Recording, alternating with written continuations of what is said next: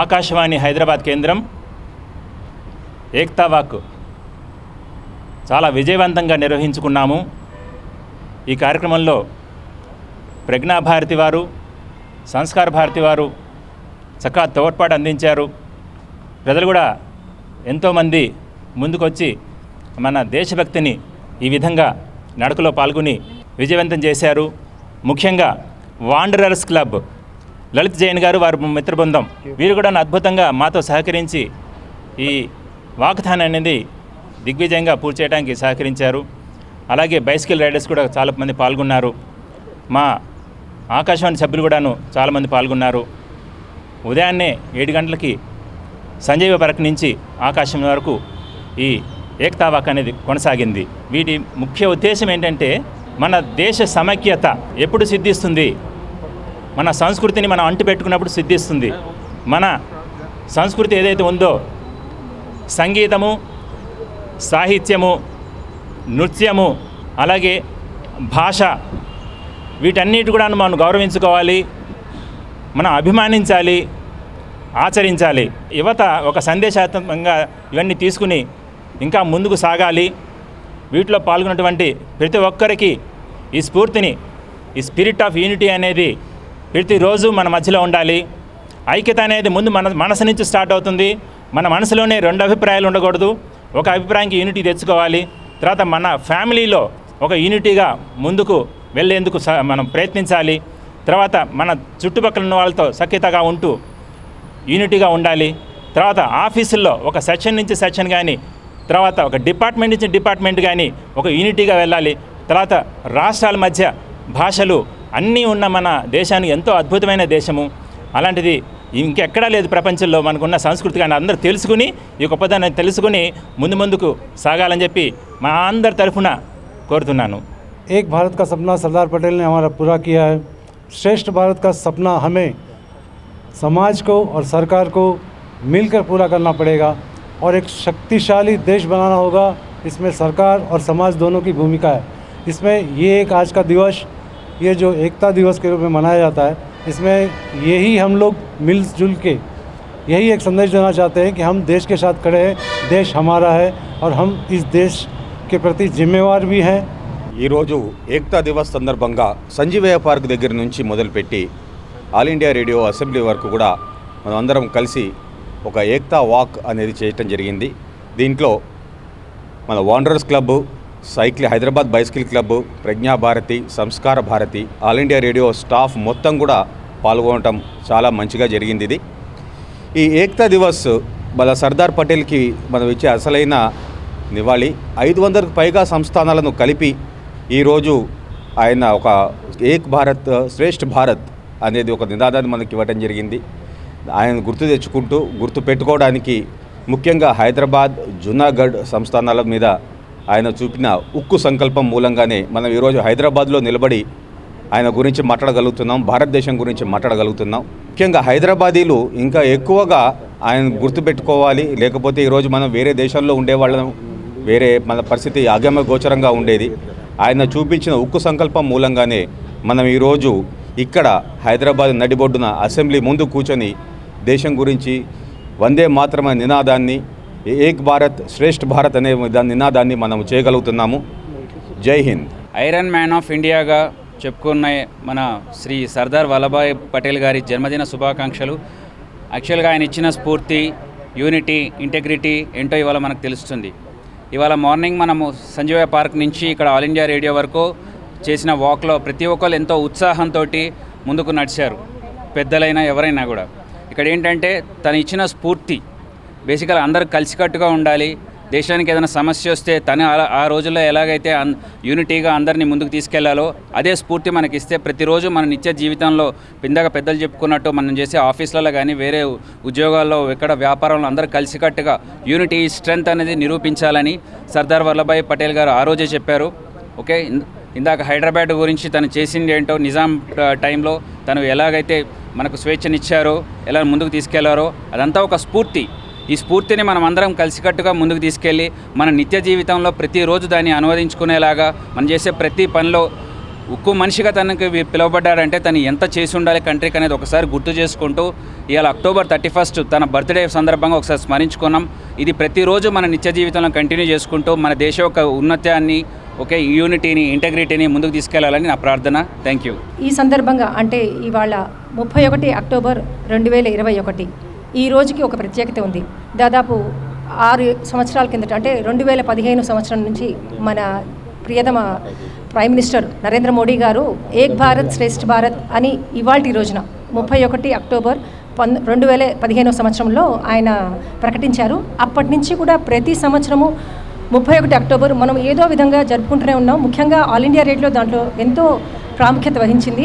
ప్రతి సంవత్సరం కూడా ఏక్ భారత్ శ్రేష్ఠ భారత్ కింద వేరే ప్రాంతాల గురించి మనం చెప్పటము, జాతీయ సమైక్యతను చాటటము, ప్రతి భాష, కల్చరు, ఇవన్నీ మ్యూజిక్, ఇవన్నీ కూడా మా సంస్థలో ముడిపడి ఉంటాయి. కాబట్టి మేము వేరే రాష్ట్రాల మ్యూజిక్ని కూడా, భాషని కూడా ప్రోత్సాహం చేస్తూ వాళ్ళ కార్యక్రమాలు మా ఛానల్ మీద మేము ప్రత్యేకించి అలా బ్రాడ్కాస్ట్ చేస్తూ సమైక్యతను చాటాము. అలానే ప్రతి సంవత్సరం కూడా ఏదో ఒక కార్యక్రమాన్ని ఇలా తీసుకుంటున్నాను. ఈ సంవత్సరం 75 సంవత్సరాల అమృతోత్సవాన్ని పురస్కరించుకొని ఈ యూనిటీ వాక్ని మన సంస్థ మిగతా ఎన్జిఓస్తో కలిసి చేసుకోవడం మొదలైంది.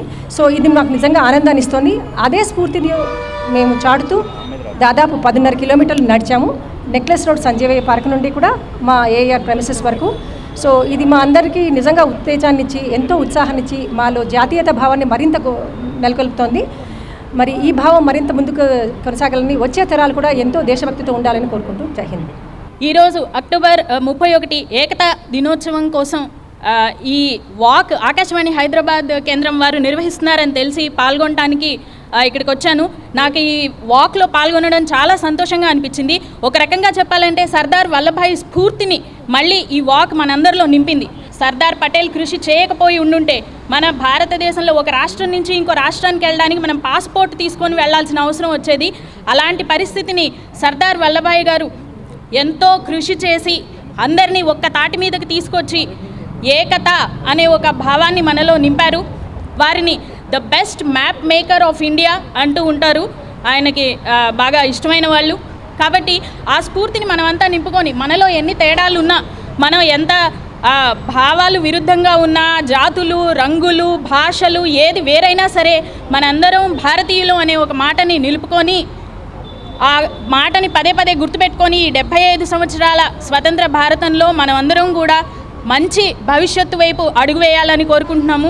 ఈ స్ఫూర్తిని మనందరిలో మళ్ళీ మళ్ళీ నింపుతోంది ఆకాశవాణి హైదరాబాద్ కేంద్రం. ఇంత మంచి కార్యక్రమం ఏర్పాటు చేసినందుకు వారికి ధన్యవాదాలు తెలియజేస్తున్నాను.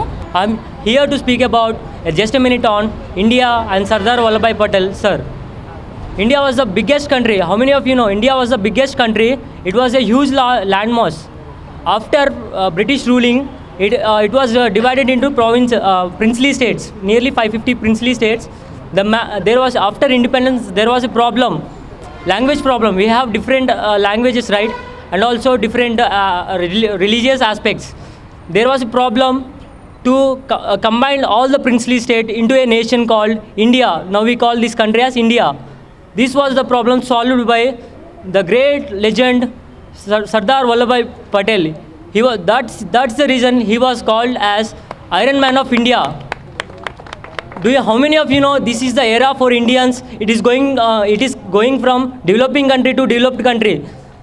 One of the richest person, Jeff Bezos, told the CEO of Amazon, he estimated that this is the era for Indians, 21st century youth. This is going to be a developed country. So don't leave this country, don't go foreign and work as slave there, right? I'm telling you, take inspiration and motive as Sardar Vallabhbhai Patel. Be an Iron Man of India. All of you have got a chance, right? భారతదేశం మొత్తం కూడా principal states అన్నీ కూడా కలిసి ఒక దేశంగా, ఏకదేశంగా మరి మనం కలిసిపోయి 70 సంవత్సరాల స్వాతంత్ర దినోత్సవ ఉత్సవాలు మనం జరుపుకుంటున్నాం. మన దేశాన్ని మొత్తాన్ని కూడా మన సైనికులు చుట్టుపక్కల ఉండి ఏకంగా కాపాడుతూ ఉన్నారు. మరి లోపల కూడా మనం అంతా కలిసికట్టుగా ఉండాల్సినటువంటి అవసరం ఉంది. కులమత భేదాలు లేకుండా అందరూ కలిసికట్టుగా ఉండాల్సిన అవసరం ఉంది. ఎవరు ఏ విధంగానైనా ఇలాంటి విడదీయడానికి ప్రయత్నిస్తే అంతా కలిసికట్టుగా ఉండాల్సినటువంటి అవసరం ముఖ్యంగా యూత్ మీద ఉంది. యూత్ అందరినీ కలిసికట్టుగా ముందుకు తీసుకోవాల్సిన అవసరం ఉంది. జై భారత్ మాతాకి. రాష్ట్రీయ ఏకతా దివస్ ఈరోజు ఏకతా వాక్లో పాల్గొన్నందుకు చాలా సంతోషంగా ఉంది.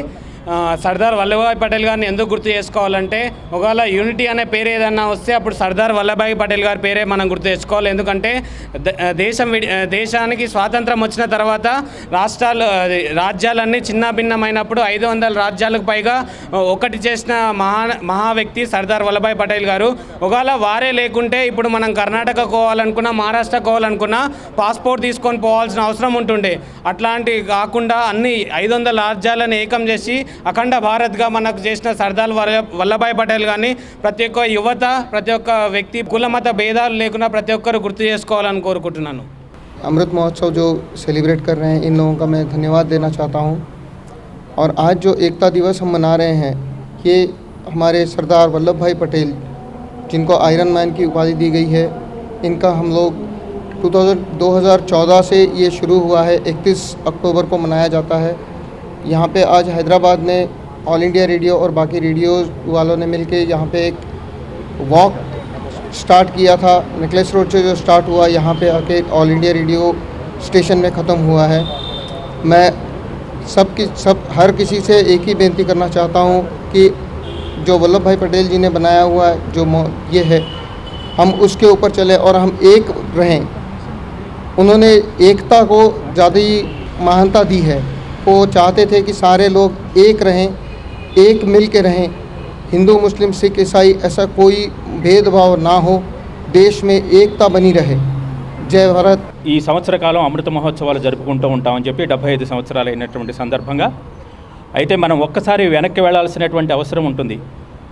భారతదేశాన్ని బ్రిటిష్ వాళ్ళు విభజించి పాలించు అనేటువంటి సూత్రంతో అనేక సంస్థానాలు, అనేక రాజ్యాలు ఉన్నప్పుడు వాళ్ళు ఎవరికి వాళ్ళని విడదీసేశారు.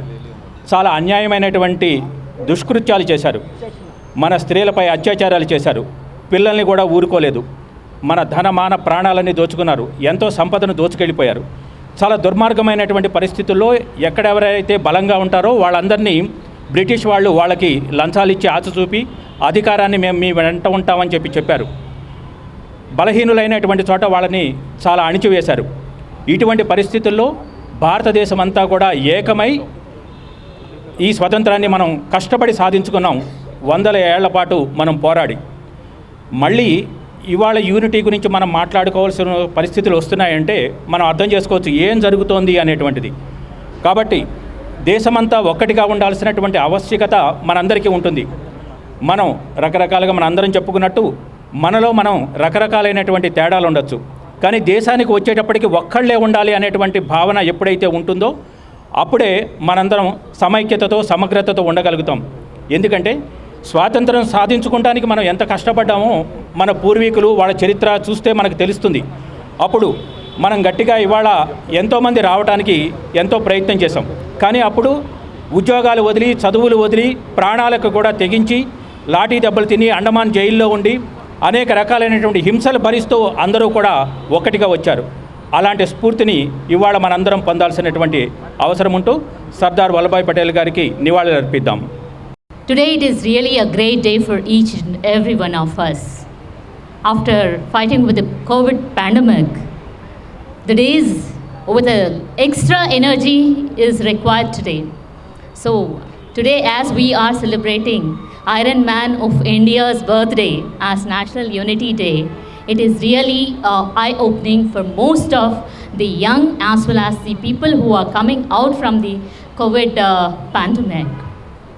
Yes, today it is a responsibility for each one of us to take up and give a message to everyone on behalf of the birthday of Sardar Vallabhbhai Patel.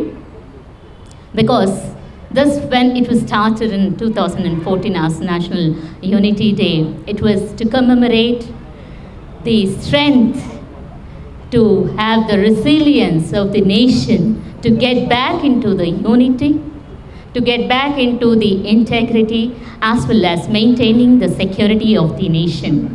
So it becomes eminent responsibility of each and every person in this nation to have the feel that they should develop as an individual, being strong enough, though they are undergoing a lots of personal problems or problems in the office or anywhere, but still they have to stand up energetically and face the situations. At the same time, we need to maintain a lot of integrity as well as commitment towards our work as well as the family side.